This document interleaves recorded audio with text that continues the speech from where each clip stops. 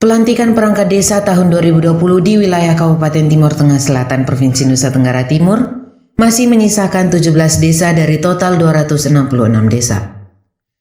Pemerintah kecamatan dan desa di 17 desa yang belum melakukan pelantikan perangkat desanya diharapkan mempercepat proses pelantikan dengan mengedepankan prosedur dan mekanisme aturan perundang-undangan yang berlaku dan sedapat mungkin mengeliminir persoalan sosial kemasyarakatan. Kepala Dinas Pemberdayaan Masyarakat Desa Kabupaten Timur Tengah Selatan George Domingus Mela yang diwawancarai Kabar Limurai di ruang kerjanya Kamis 10 September 2020 menjelaskan, pasca pengumuman hasil seleksi perangkat desa, proses pelantikan perangkat desa yang baru kini menyisakan 17 desa dari 266 desa di wilayah Kabupaten Timur Tengah Selatan. Menurut Kadis Domingus, keterlambatan pelantikan perangkat desa yang baru sangat berpengaruh terhadap keuangan desa, khususnya penghasilan atau hak-hak yang harus diterima perangkat desa. Masih menurut Kadis Domingus, perangkat desa yang lama tetap menerima hak-haknya sampai saat pelantikan perangkat desa yang baru. Itu pun harus bisa dibuktikan dengan dokumen administrasi yang menerangkan perangkat desa yang bersangkutan menjalankan tugas-tugasnya sebelum hari pelantikan. Sedangkan bagi perangkat yang baru disesuaikan dengan waktu pelantikan. Jika pelantikan di bawah tanggal 15 bulan berjalan dalam hal ini bulan Agustus atau September, maka haknya dapat dibayarkan, tetapi jika di atas tanggal 15 bulan berjalan tersebut, tidak dapat dibayarkan. Pembayaran normal dilakukan setelah bulan berikutnya. Kadis Domingus berharap camat dan kepala desa segera memfasilitasi percepatan pelantikan perangkat desa yang baru, agar pelayanan pembangunan kemasyarakatan yang bersumber dari dana desa dapat berjalan optimal. Baik, terima kasih. Jadi sampai dengan saat ini proses pelantikan perangkat desa pada 266 desa di TTS ini masih tersisakan kurang lebih 17 desa. 17 desa yang belum dilantik dari 266. Nah, kita berharap supaya segala pengaduan, segala persoalan yang sementara dihadapi oleh desa, ya ini Pak Camat, Pak Desa tolong segera untuk diselesaikan.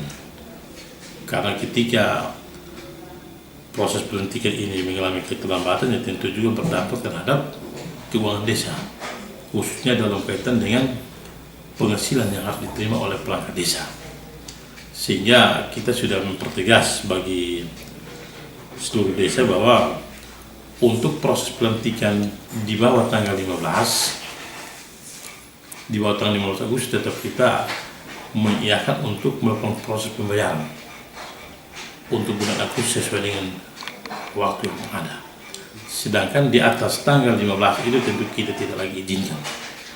Sebaiknya uang itu dikembalikan ke kas daerah atau kas negara, sehingga tidak munculkan persepsi pemahaman yang beragam terkait ini kondisi juga. Sedangkan untuk perangkat desa yang lama, karena kita coba melihat bahwa sejak proses seleksi ini bergulir, ada perangkat desa yang dinyatakan tidak lagi berkantor, tidak lagi lulus seleksi, ada yang berkantor, ada yang tidak.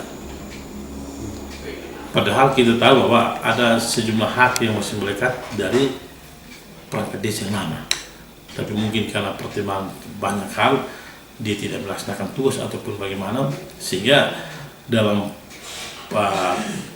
pembayaran hak bagi perangkat desa yang lama tentu kita minta untuk Pak Desa tolong disertai bukti daftar hadir yang berlaku bagi perangkat desa yang ada. Kalau dia lulus perangkat desa itu tetap khusus yang lama, dia tetap melaksanakan tugas yang kita bahas sesuai dengan porsi yang ada. Sedangkan kalau yang baru ya tentu sejak waktu pelantikan, sehingga secara aturan sudah disampaikan bahwa perangkat desa yang lama ini berakhir apabila ada proses pelantikan perangkat desa yang baru dari hasil seleksi.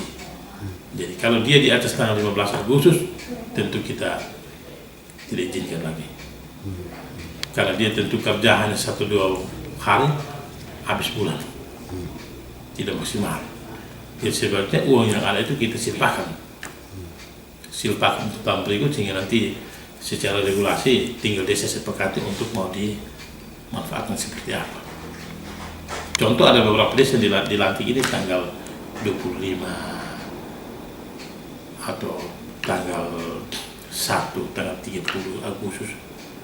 Terus besoknya masuk hanya 1 hari terus dia mau masuk, dia mau terima gaji bulan Agustus ke mana? Tetap tidak kita izinkan.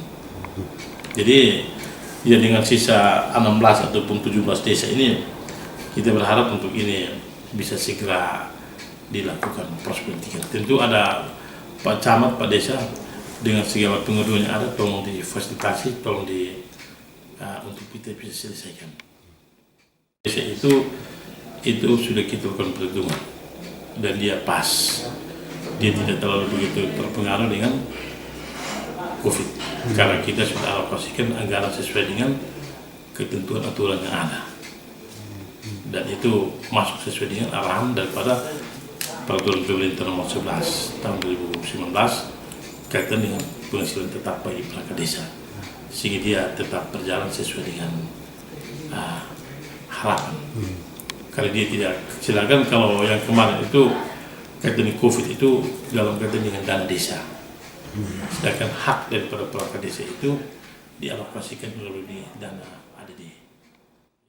Pantauan kabar Limorai sehari sebelumnya Rabu 9 September 2020 di Desa Sopo, Kecamatan Amanuban Tengah, dilangsungkan pelantikan 7 orang perangkat desa yang baru, yakni Sekretaris Desa Sarni S. Benu, Marsalina Bes, Kaur Tata Usaha dan Umum, Yorni S. Benu, Kaur Keuangan dan Pembangunan, Noh Benu, Kasih Pemerintahan, Orianti El Sakan, Kasih Kesejahteraan dan Pelayanan, Onesimus Banam Tuan, Kepala Dusun 1 dan Antonius Liuveto, Kepala Dusun 2.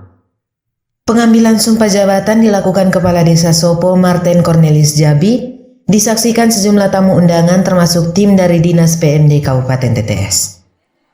Saat serah terima jabatan dari perangkat desa yang lama ke perangkat desa yang baru, Kades Sopo Cornelis Jabi terlihat terharu, bahkan tak mampu membendung air matanya. Kepada kabar Limorai usai pelantikan, Kades Cornelis Jabi mengaku berat melepas perangkat desa yang lama karena mereka adalah tim kerja yang solid dan sangat berkinerja baik dalam pelaksanaan pembangunan di Desa Sopo.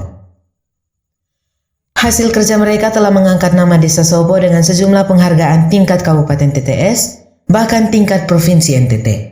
Dirinya berharap perangkat desa yang baru ini mampu menunjukkan kinerja yang baik dengan membangun soliditas tim kerja secara internal dan eksternal, khususnya bagi pelayanan pembangunan masyarakat di wilayah desa setempat.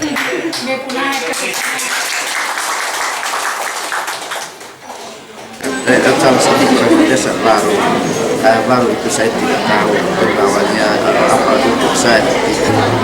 Kalau yang lama agak lewat nilai jadi saya ikut perizinan, terakhir mereka tidak lolos, karena saya juga mengingat mereka apakah baru yang termasuk yang baru masuk ini tetap mereka untuk saya untuk membangun Sopo ini 6 tahun tugas di Sopo lewat kita raih prestasi dari ini lomba desa tingkat kabupaten, tingkat provinsi kita juara.